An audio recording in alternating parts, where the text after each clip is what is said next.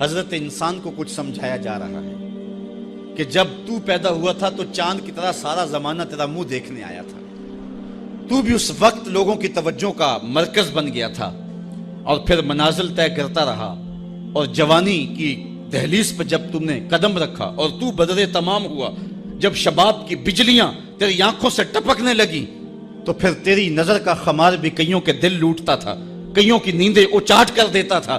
جس طرح چاند جب جوبن پہ ہو تو چکور کا دل لرزتا ہے، اور سمندر میں جوار بھاٹا پیدا ہو جاتا ہے، لہریں اٹھتی ہیں، طوفان پیدا ہوتے ہیں، تو جب بندہ بھی جوانی کی دہلیز پہ ہوتا ہے تو وہ بھی طوفان اٹھاتا ہے، دلوں میں جوار بھاٹے پیدا ہوتے ہیں۔ تو وہ لمحے بھی آئے کہ تو نے دلوں کی بستیاں اور دلوں کی دنیا پر ہلچل پیدا کر کے رکھ دی۔ تیرا شباب لوگوں کی زندگیوں کے اندر گھلتا رہا، اور کتنوں کی نیندیں اچاٹ ہوتی رہیں، تیری زلف کے شکن کتنوں کا قرار لوٹ کے لے گئے۔ لیکن پھر وہ لمحہ بھی آیا، حتی آدھا کل ارجون القدیم، پھر بوڑھا ہو گیا، پھر تجھے کوئی دیکھنے بھی نہیں آتا، کوئی تجھ سے اداس بھی نہیں ہوتا، بچے بھی کترا کے گزر جاتے ہیں۔ کہا انسان ذرا چاند کی منزلوں کو دیکھ، یہی چاند کتنا پیارا تھا، اور آج اسی چاند کو کوئی دیکھتا بھی نہیں ہے۔ بچہ جب پیدا ہوتا ہے تو اس کی مسکراہٹ دل کھینچتی ہے، اور جب بوڑھا مسکراتا ہے تو اس وقت جو ہے لوگوں کی توجہ نہیں ہوتی۔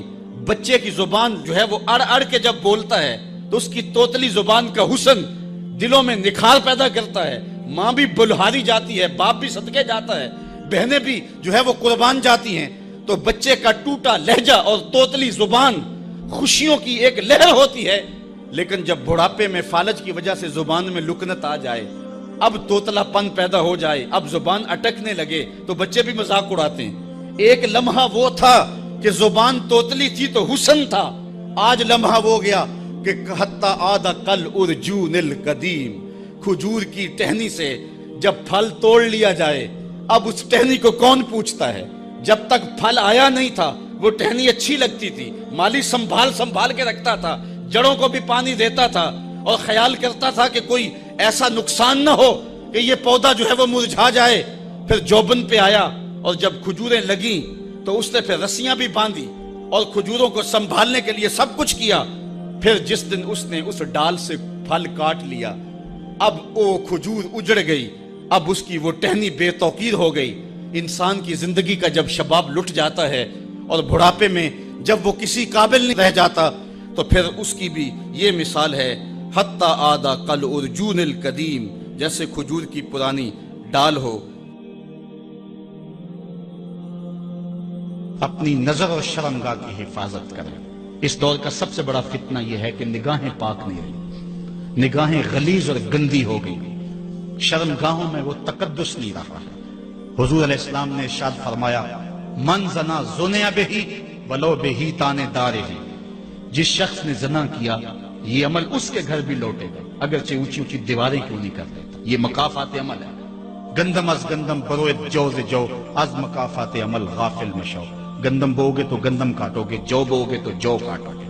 نظر کو تقدس دو، نظر کو پاکیزگی دو۔ حضرت لقمان حکیم کہتے ہیں کہ میں کئی نبیوں سے ملا ہوں، کئی نبیوں سے ملاقات کی ہے، اور میں ان سے 2-2 4-4 باتیں جمع کی ہیں، اور ان ساری باتوں کو میں نے جمع کر کے 100 باتیں جمع کی ہیں، اور ان کا پھر میں نے خلاصہ تیار کیا ہے۔ ان میں 8 باتیں الگ کی ہیں۔ ان 8 باتوں میں ایک بات یہ ہے، جب کسی کے گھر جاؤ تو نظر کو حفاظت میں رکھو۔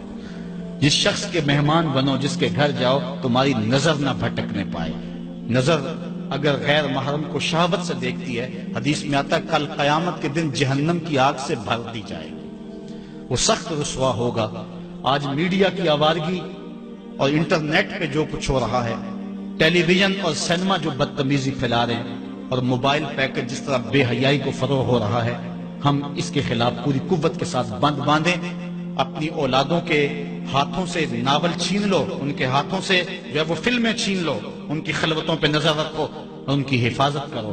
جس شخص کی نظر پاک نہیں ہے اس کے من میں طہارت نہیں آ سکتی ہے، دل پاک نہیں ہے اس کو جو ہے وہ باطن کا نور نصیب نہیں ہو سکتا۔ وائے قوم کشتائے تدبیر غیر، کار او تخریب خود تعمیر غیر، از حیا بیگانہ پیرانے کہن، نوجوانہ چوں زنا مشغول تن۔ کتنی حکمت والی بات کہی اقبال نے۔ وہ اپنے دور کا دکھڑا سناتا ہے، جس دور سے ہم گزر رہے ہیں اب تو عجیب حال ہو گئے۔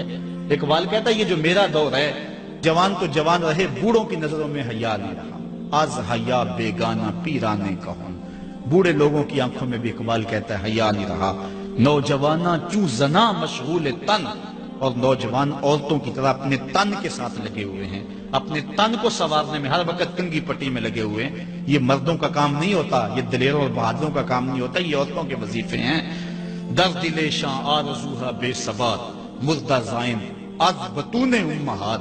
ان کے دلوں میں آرزویں کوئی اور ہی ہیں اور ماؤں کے پیٹوں سے مردہ جنم لے رہے ہیں۔ دخترانے او بزلف خود اسیر، شوخ چشموں خود نماؤ خود دگیر۔ اور قوم کی بیٹیاں اپنی زلف کی خود قیدی ہو چکی ہیں اور ہر وقت جو ہے وہ اپنے آپ کو آئینے میں دیکھتی رہتی ہیں۔ ساختہ پرداختہ دل باختہ، ابروان مثل دو تیغے آختہ۔ وہ جو گھر کی رونق تھی، جو آبرو اور حیا کا دوسرا نام تھا، آج وہ دل پھینک قسم کی ہو گئی ہے۔ آہ قوم میں دل سے حق پرداختہ، مرد و مرگ خیش را نہ شناختہ۔ اقبال کہتا ہائے قوم کہ جو مر گئی اور اسے ابھی تک پتہ ہی نہیں چلا کہ میں مر چکی ہوں اور جینے کا سامان نہیں کرتی۔ حضور نے فرمایا ہر دین کی کوئی پہچان ہوتی ہے، میرے دین کی پہچان حیا ہے، اگر حیا نہیں ہے تو دین ہی نہیں۔